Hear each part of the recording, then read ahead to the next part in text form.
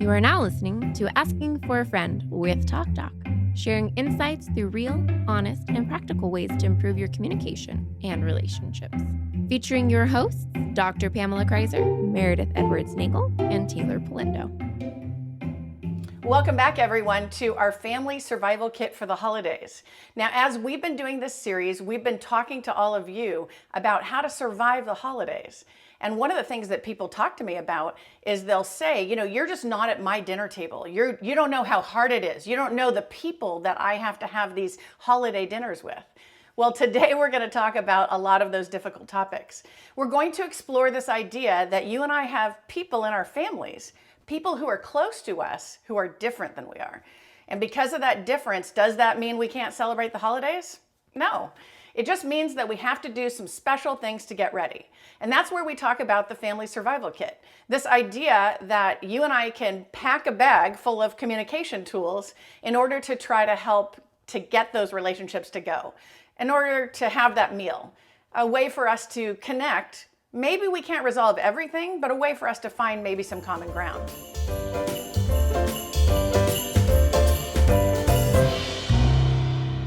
Now, I want to introduce my partners in crime here. This is Meredith Edwards-Nagel, and this is Taylor Polindo. And together we do a podcast called Asking for a Friend with TalkDoc. And I'm TalkDoc, Dr. Pamela Kreiser. And part of what we're bringing you on the holidays is this conversation that we want to start with you about how do you manage difference. Now, you heard me a minute ago talk about this idea that when you and I are talking about our own individual families, sometimes we feel like it's insurmountable. The tension's just too high. Like there's no way to actually get together without it being a scene. And it was funny because as I was researching for this episode, I came upon this example from Christmas Eve that happened in World War I. And maybe you know this example. It was in Belgium, and it was on Christmas Eve, and it was British soldiers against German soldiers. And they were in the trenches. And as Christmas Eve developed, as it approached, you could hear the songs being sung in the trenches by the soldiers. And they started lighting candles and celebrating the Christmas holiday. And what ended up happening is the soldiers came out of the trenches and actually celebrated Christmas Eve together and then went back to their fighting the next day. So even soldiers in World War I figured out a way for us to get together on the holiday. So what's interesting for me is to think about that example and say, is there an argument so big that we can't get together? Is there a war that we're waging that prevents us from getting together? Now, we would be the first to tell you, yeah, there are instances where that's true, that maybe we can't get together. But this episode is to talk about the times that maybe we can do some things strategically in order to make that happen. So as we start talking about that, we want to kind of think through what goes on in our experiences and what you've experienced in terms of difference. Like highlighting some differences or stories we've seen in our own families where people are really polar opposite. I think so. I can't think of any in my own immediate experience, but I always remember, what? Lucky. That sounded real like snarky, huh? No, I don't mean it in that way. I just mean like where there's like an obvious like this is this side, this is that side kind of scenario. And I always just remember hearing the story from my mom that it was I think it was like her first holiday with my dad's family at the time. Obviously no kids yet or anything. And I remember she sat at the table and she said that she remembered like more associating with more of a conservative political party at the time. Okay. And my dad's family was all very adamant they were all on the other side of that table. Okay. And my grandpa stood up and like did a toast for Thanksgiving and was like, and if there's anyone that leans Republican to this evening, or if you could not discuss that at the dinner table. And I remember her thinking like, oh, well, that's me. No one else. I'm the only like, one. So sort of like a singling out, I guess, and a difference in that way. Like, welcome everyone, but you shut the fuck up. Yeah, exactly. I think that's probably, God rest his soul, that's probably what he was trying to say. So then it sort of becomes this question about, are there some strategies that would be different from that? Because one strategy is to lift the glass and say, hey, you can't talk about this and you can't talk about that. Yeah. So the question then becomes, are there some other things we can do? So as we're serving those desserts, as we're engaging with our families at the dinner table, you heard Meredith's story about that going on. Yeah. I don't know, do you have some experience? Yeah, so I definitely think of a difference between my now husband, Raphael. We were dating, and it's one of those topics that's kind of like a big, like you talk about like two camps, like there's one camp and then the wrong camp. Oh, no. And we were both raised in a similar camp. So when he told me he thought differently on this topic, it's one of those big topics we talk about, and maybe taboo topics that you don't bring up at the dinner table because people feel very passionately or strongly about them. And he told me he believed differently, or just this worldview had a different thought. And I was like, oh, is that allowed? Because we're from over here. Like, so it wasn't even that he was like a belief structure wrong. Yeah, just it's kind of like a worldview, like a bigger view idea. And I just didn't think it was allowed. So I said, I think we're going to need to talk about that. And it's been 9 years. We've yet to talk about it. Oh, so you're managing it by not talking about it. Yeah, so you would think maybe it's like an elephant in the room, like, oh, their relationship maybe just can't handle it. Or it's too much. And I don't think it's that. One, I think it's partly that we've left all camps and we've just pitched a tent together. So I like that. It's like we're not even in Yeah, that we're not realm doing anymore. your camp. But I think other than that, it's just not that important to me. Like if I felt very strongly about this topic, even though it's a big topic, I would have brought it up. And what only comes up is that we still need to talk about it. Like, oh yeah, remember that big thing that I thought was so big, I couldn't believe I was going to marry this person and we were not on the same page about it. Maybe it just doesn't matter that much. So it's on your list of requirements, and then now it's maybe not. Maybe it'll come up in the next 9 years. I don't know. That's true. That's an interesting strategy to just not bring it up. And I think that's actually, you're kind of onto something in a way, because some people feel a need to bring things up. Like they constantly are accentuating difference. And that's something that I find maybe in some of my experiences where I'll have a relative or a friend or someone say, well, only intelligent people think this. Someone Or- said this at your table? Sure, I've heard this. Or you couldn't be intellectually honest and believe, right? And it's like, it's so loaded, but what is it doing? It's accentuating the distance, right? Yeah. Big. Yeah, absolutely. And so that's one of the things to kind of think about as we try to say, what are we going to do about the fact that we don't agree? What I hear you onto is this idea of, hey, let's not accentuate it for starters. Well, and I find our common things so much more important. What affects our day-to-day life. Something I will bring up is how to order at a drive-thru. I'm like, that's much more important to me that you ask, like, may I please have instead of let me get or give me. Like the way that is more important to me than this big idea, because that doesn't affect our day-to-day living. Conduct. Yeah. And so the things that are important to me, I do bring up, and then we're just so similar in other areas that I think we focus on the commonalities. So when we explore this topic, how are we deciphering, or is there a way to decipher, well, this is something that you can not create more distance at the table, this is an area, or this is a subject that is, if it speaks to your heart, is okay to talk about? Because there's some things you do want to say, and I struggle with that, like, when's the right time to say this? Or even just as I've grown, I'm like, that battle isn't worth it anymore with this family member or whatever it is. Sure. So I think we could look at difference a few different ways. So one we could look at is there's difference between, like, let's say Meredith and Taylor have a different idea from each other. That's like, there's, just two people involved. One of the things that happens at the holidays, unfortunately, is that people take sides.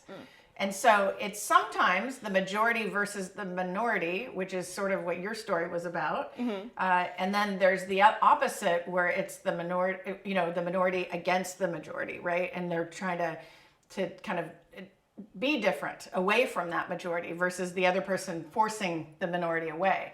And so that's kind of an interesting thing to kind of think about and say, I guess the first thing is, what are you doing to accelerate the distance? And I think one of the things that we think about a lot is that minority position, saying, why are you causing trouble? And I would put as much responsibility on the majority there to say, why are you causing so much trouble by doing that to the minority view? and not allowing it to exist just because you have a bigger team than me. Like bringing up a topic everyone agrees about except this one person. Yeah. So like, let's just pick on this person by Yeah. bringing up this thing that's going to now inherently be uncomfortable. Right, For right. this like small group. Because it's pretty convenient. If you're in the majority, it's pretty convenient to say, hey, I'm in the majority and I'm just going to have the majority view. And that's like too bad for you kind of because you don't have a big team. And I think that's an interesting thing to kind of think about and say, so there are these coalitions that we build to kind of do that. And that's something that I would say we have some responsibility. But getting back to what you had talked about, which was this idea of do I bring things up intentionally knowing they're going to cause distance, they're going to polarize people. And to your point, Meredith, is that something that I want to do here now? Yeah, that's the struggle I have with this is how do I know what, if I talk about this, it's going to create distance versus I know there's a difference here, but I want to talk about that difference because it's important. Right. But then the question is it the time to talk about economic policy or vaccinations or politics or whatever the different things that I hear that are polarizing different people? Yeah. I guess it depends your thought of like, how is it affecting or something. I don't know how to I feel like there's a frame difference that. between something I've talked about before with my partner is a difference between something that's inherent to you and your character and like who you are versus maybe just an opinion. So like you could not like that I wear yellow shoes and I come to dinner and I'm like, oh, she doesn't like my yellow shoes. But if you don't like me because I'm a brunette and that's something that like is about me that I didn't have control over or I can't change that. I mean, I could, I guess, hair, but but go with me there in the analogy. But there's a difference between something inherently that I don't agree with you as a person versus just your ideas or your thoughts or. As long as can those kind of ideas separate. and thoughts don't like harm other people, I guess, or something. I don't know. Yeah, I mean, we could get back to that episode we did on strategic alignment. I think it was episode 30, where we talked about, is there a way for you to maintain your face in line and have them maintain their face in line? Yeah. Meaning that's how we define competence. So that's this idea that you and I are competent when I can maintain my face and the things I want to do, that's the line, but I also allow you to do it. And what I'm hearing in this topic is we're not allowing the other part, if they're majority or minority, to have their face in line. We're not respecting it. Yeah. No, I hear that on just their basic opinions of things at a dinner table of all places. So basically, we're to prepare better. Yeah, right. Well, so would be but that's actually an interesting question because I was thinking about that very question, saying, okay, so when we're preparing for these family dinners or events, are you thinking of things that foster commonalities versus are you thinking about how different you are from the rest of the family? Because I would say that that's pretty easy to think about how different we are and say they just don't get me and they just don't understand my position and things like that. Yeah. Whereas the reality is I could spend some time thinking about commonalities. One of the things that I talk about a lot, like people will say, oh, I'm just a different style of communicating. And so we're just different, and one of the things that I would say is I actually don't teach that, managing difference. I teach what I call managing distance. And that's this idea that if you know someone's thinking or opinions or whatever is very far away from you, you already know in your preparation you have more work. So what are we saying for the family survival kit? Yeah. Your journey is longer. Yeah, and pack some more stuff in that bag if you know that distance is about to be real in a couple weeks. Yeah, no, I mean, we're in the holidays now, right? Yeah, So what's in the bag, and are you actually packing it full of the things that you've already tried that were just like a day picnic versus this real journey that you're actually on? And are you planning some things to ask or to talk about that would stress commonalities and work through that distance? So it's easy for me, like if I sat down with you guys, we share a lot of similar points of view. So we actually don't really traverse distance that much. Yeah. We talk about it and we're like, oh yeah, me too. We spend a lot of that talking about that kind of thing. And when I think about that, I think I don't have that much work to do with you two because of that. But if I am going on a different journey with someone who is really distant from me in terms of thinking, it's not right or wrong. Notice I'm not saying they're in the bad camp, I'm in the good camp. I'm saying there's just a lot of work to be done, and I might need to really think seriously about what tools to pack. That's what I was going to say. So how do you, You don't have to give an exact example in your own family or just in maybe conversations you've had with friends, right? What are some good planning tools that we could sort of harness? Because I'm getting ready for a big family holiday, and I'm like, how do I get ready for all of this difference? Yeah. Well, I think one thing is you could go back to your old ways that might be accelerating distance, and that would be what you should not do. So you shouldn't say, are you still hanging around with that crazy political party? Are you divisive is what I hear you saying. Yeah. Like you go intentionally to be divisive. I am different, or they think differently than me, so I need to like kind of dig into that. And you're saying, let's like step away from that. Step away from that and pick some different things to talk about. Yeah. So, because sometimes we'll have, you know, I don't know about your family, but we might disagree. I want the dinner at 6. It has to be at 7. I want us to have this ham, but no, we should have turkey. You know, we get into these bickering arguments. And what's funny to me about that is that as we're thinking about that, your commonality you're missing, which is you wanted to be together. You've missed like the whole picture. That's a big point. Yeah. And so sometimes we're arguing about something at a family holiday dinner when the point was togetherness, but all our conversation is not togetherness, which I think is an interesting thing. So then the next question is, what would you pack then in your bag to stress those commonalities? And the answer would be probably new questions and new avenues, starting with what do we have in common? I like that because you can kind of zoom out. Yeah. Like, oh, we're all family, or zoom out, we're all human, zoom out. Like, there is something that is common about all of us, and we can find it, but it would maybe take some thinking and planning in advance to... Because even when somebody corrects your parenting of your children, not that that's ever happened, but if somebody does that, you both have in common that you want what's best for the kid, even if they're saying something stupid, which is very likely. Yep. That's funny. Yeah. Right? And so when we think about that, but what's the commonality, and running to that commonality as a way to manage these moments. And so I find that a lot of times I think people aren't thinking about what other questions could I ask besides something that immediately polarizes us. I remember one time we had a family dinner and my dad turned to one of our children, I'll say, and said, "Are you learning something in college or you're just screwing around?" And it was just funny to have it be the start of the conversation. Yeah. And he was like, "Do you think I'm screwing around?" Yeah. And I was like, no. Let's back up and redo the question. Yeah. That's probably what you want to know is how's college? Right. I want to know how's your experience. And or like, what's new. Yeah. Yeah. And they both want him to succeed. Oh, there I tipped off. It's one of the boys. It's one of the boys. But I want him to succeed. But it's just funny because it's like that's exactly doesn't reflect our commonality. It reflects not our commonality. Well, and there's a lot of accusation with a question like that, which immediately I would shut down, or I would not want to share. I'm like, that doesn't make me feel open and like safe. Right. It would make me want to be a smart aleck. Be like, I'm screwing around. That's what I'm doing, Grandpa. Well, so that's kind of what's kind of leading to me to ask you.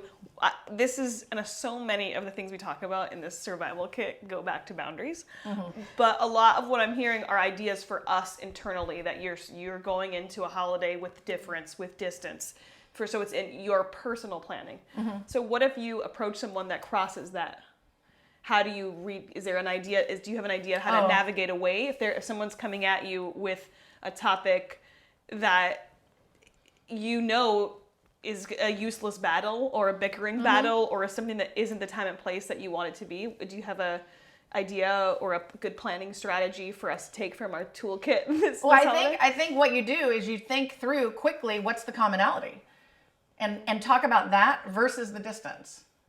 So if somebody approaches you and says, "Hey, I don't like how you're setting the table and I want to do it this way," or "I don't like the kinds of political things that you think these days, millennials or whatever." You know, that's a good example. You say, "Oh, well, I'm glad we could spend time together during the holidays." You don't answer that distance producing message. You offer a commonality. Oh, okay, I like that. So instead of engaging in that fuel, basically, which is the fire of however they're asking, like you're screwing around in school, they don't like your belief structure or how you've changed or whatever it is, go back to it, like, isn't it nice to be together? You know, and have some sort of plan for yourself to respond to that. I think so. Because I feel for me, with some family members, I have to prepare for their smart aleck comments because I know myself and I want to give it right back most of the time. And I have to resist that if things are going to be different. I think so. And I think at the end of the day, you and I need to figure out, are we really going to convince people of this political position or this cause or this religious belief or whatever it is in one dessert with the family? Over 5 drinks. Yeah, I mean, right? But if you if you think about that, that's kind of an interesting thing to think about and say, all right, so was that realistically the place of persuasion to happen? Probably not. So what is our actual goal of this gathering? Yeah. Yeah. And let's get back to it. Yeah, what's your actual goal? Came here to actually enjoy you. And so I have said things that I've planned ahead and said things before that will redirect us to commonalities. Like I might say something like, oh, that's not important tonight. Or we don't have to get into that here. I need those little tidbits like I like being together, or that's not really important this evening, or I'm glad you think it's important to talk about caring for the world too, maybe at another time or something. I need whatever. You don't care about the world. I know it's funny, but I need those little, I don't know if anyone feels similarly to me, but I'll get flustered and I will revert back to my old way of being. You know, it's sort of, it's a conflict, right? So I'll revert back to like, this is how I've always done it. Unless I prepare, thankfully, you're teaching me. Oh, trying. To have those little blurps or whatever they are, you call them. Well, I think a part of it is doing the work ahead of time, which is part of the planning, which is saying, what do I want out of this holiday? What am I trying to accomplish? I have before entered holidays saying, how do I want to be seen? Do I want to be seen as someone who people want to talk to? Or do I want to be seen as someone who's right? Which are conflicting points of view, or someone who is different and enjoys that difference versus someone who wants to be together with everybody. And I think as we're kind of thinking that through, like, what do you actually want at the end of the day out of this holiday? And then lower your expectations a little bit, because we're always doing that, because that just helps. It helps you achieve your goals a little better. Take that. Right? To lower those expectations a little bit. But as we're thinking about that, then say, okay, so what are some redirects to that thinking that I did about purpose? So yeah, that's not important. What's important is that we sit down and have a meal together. Or that's not something I would love to talk to you about at a different time, maybe we even say. Because maybe that is someone genuinely wanting to bring it up, but it's going to polarize the table. And so I'd love to talk with you about it at a different time, but I don't know if now's the time. And just because somebody brings it up doesn't mean it has to be continued. Like acknowledging like that's such an important, I can see that's important to you. I acknowledge that you really care passionately about that. Let's actually devote some time to that conversation. There's definitely an art to doing this without being just straight dismissive. Oh, I agree with that. Because there's the way you said that was kind, I think, but there's a way that you could just go, like, we're not going to get into that tonight. Like there's a way, there's delivery in your message. I think that's right. Yeah. But I also think your delivery is going to be poor if you don't plan it. 100%. You get an A+, you pass that. I get an A+ for planning. No, I think that, and we could go back to studying the people you love. So that's a strategy that we've talked about a fair amount, which is when you're talking about, maybe let's say you have a parent who really differs in your ideology about something.